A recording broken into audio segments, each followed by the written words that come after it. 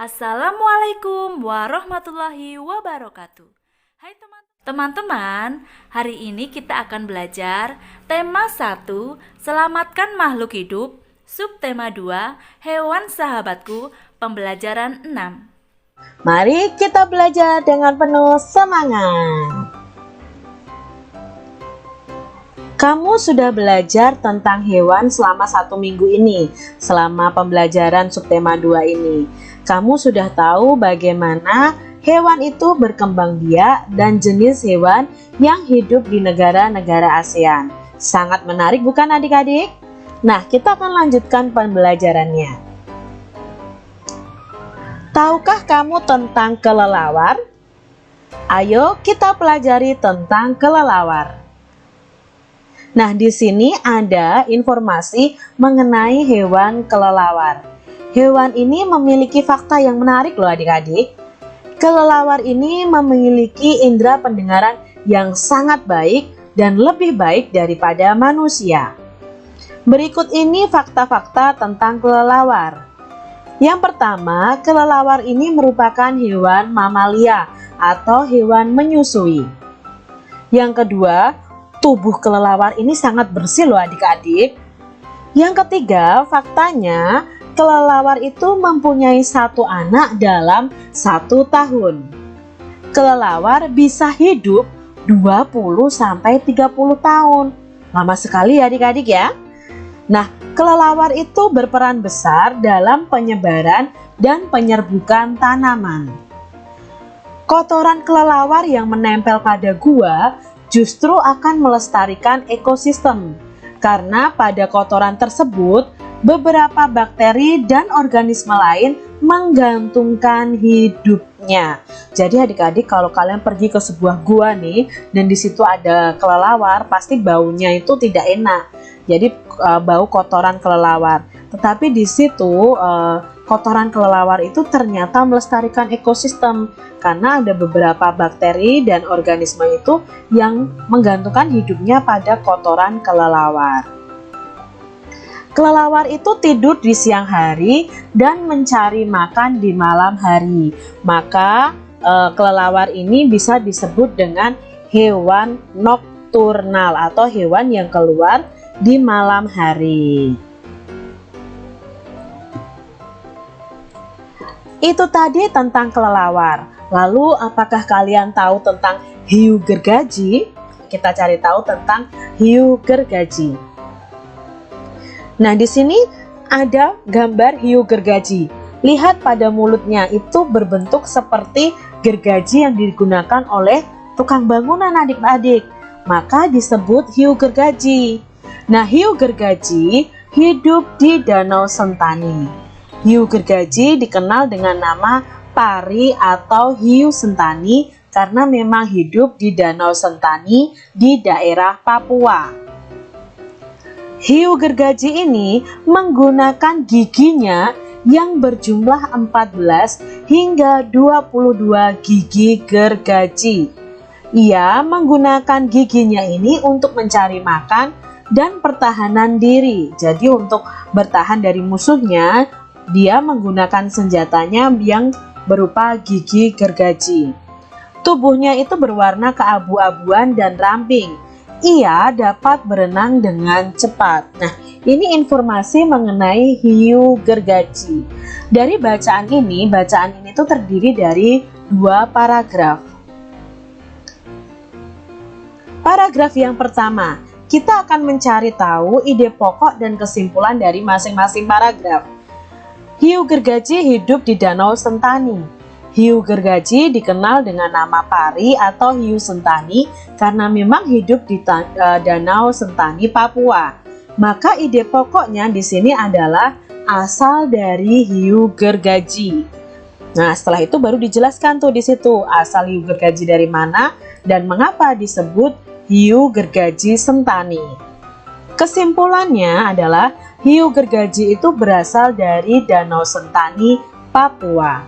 Ini ide pokok dan kesimpulan di paragraf 1. Sekarang kita lihat di paragraf kedua. Nah, di paragraf kedua ini kita belajar mengenai tubuh dari hiu gergaji. Nah, ide pokok dari paragraf kedua tentang hiu gergaji ini adalah jumlah gigi hiu gergaji dan kegunaan dari giginya. Di sini dijelaskan jumlahnya berapa, kegunaannya untuk apa. Kesimpulannya adalah hiu gergaji itu memiliki jumlah gigi 14-22 dan digunakan untuk mencari makan dan mempertahankan diri. Hiu gergaji ini bisa berenang dengan cepat. Itu adalah ide pokok dan kesimpulan dari paragraf kedua. Siti dan teman-temannya diundang menghadiri acara syukuran di rumah Udin. Di sana banyak makanan. Di meja sebelah kiri ada ayam goreng, sate ayam, dan ikan bakar. Di meja sebelah kanan terdapat rendang dan soto ayam. Wah, Siti dan teman-temannya bingung memilihnya. Semua terlihat enak.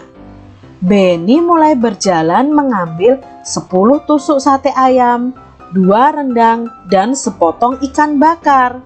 Sedangkan Siti mengambil 3 tusuk sate saja.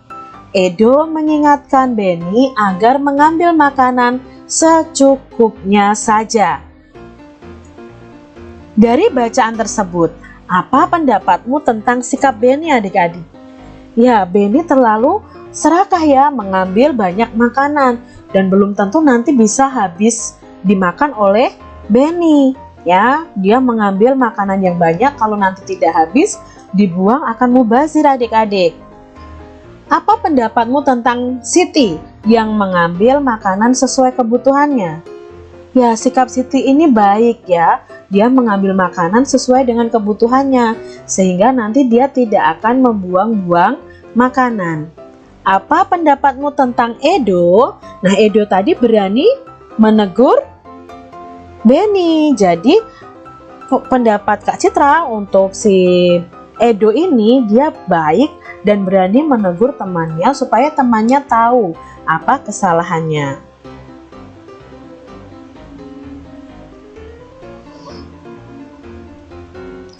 Nah, untuk permasalahan tadi itu juga sesuai dengan pengamalan sila Pancasila. Apakah kalian tahu sila keberapa yang sesuai dengan permasalahan tadi? Yang tadi boros ya, ambil makanannya sangat boros. Nah, itu sesuai dengan sila kelima Pancasila yang dilambangkan dengan padi dan kapas. Nah, bunyi sila kelima Pancasila ini adalah keadilan sosial bagi seluruh rakyat Indonesia. Di dalamnya itu termuat nilai-nilai perilaku yang adil harus diterapkan dalam berbagai bidang, baik bidang ekonomi, sosial, dan politik. Ada hak dan kewajiban setiap orang yang harus kita hormati. Ada perwujudan keadilan sosial bagi bangsa Indonesia dan tujuan rakyat Indonesia yang adil dan makmur, mendukung kemajuan dan pembangunan negara Indonesia. Nah, apa yang dilakukan oleh Benny itu sesuai dengan sila kelima Pancasila. Tidak sesuai dengan sila kelima Pancasila.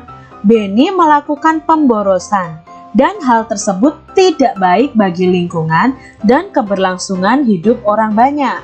Pemborosan yang dilakukan Benny dapat berakibat langkanya sumber hewani sebagai sumber makanan manusia. Jadi tindakan pemborosan itu tidak sesuai dengan pengamalan sila kelima Pancasila. Bersikap adil, menghormati hak-hak orang lain, suka memberi pertolongan, tidak boros, tidak bergaya hidup mewah, tidak merugikan kepentingan orang lain, suka bekerja keras, dan menghargai hasil karya orang lain adalah merupakan contoh penerapan sila kelima Pancasila. Jadi kalian harus bersikap adil, menghormati hak orang lain, suka memberikan pertolongan, tidak boros, tidak bergaya hidup mewah. Itu merupakan penerapan sila kelima Pancasila. Demikian tadi adik-adik pembahasan kita di tematik tema 1, subtema 2 pembelajaran yang ke-6 untuk adik-adik yang duduk di kelas 6.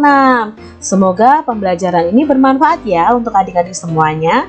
Sampai jumpa kembali di video pembelajaran selanjutnya.